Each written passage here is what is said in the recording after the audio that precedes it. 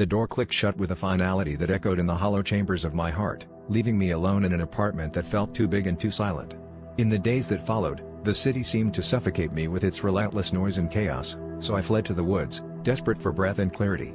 As I wandered beneath towering trees, their quiet wisdom seeped into my bones, and I found a soothing rhythm in the rustle of leaves and the whispering wind. Each step on the forest floor was a peeling away of grief, revealing a passion I never knew existed. Nature didn't just heal me, it called me to protect it, to be its voice. I transformed my sorrow into purpose, studying ecosystems and advocating for policies that safeguard our planet. The solitude that once felt like a curse became my greatest ally, teaching me resilience and igniting a career dedicated to preserving the beauty that had saved me. Nature turned my tragedy into triumph, showing me that sometimes the path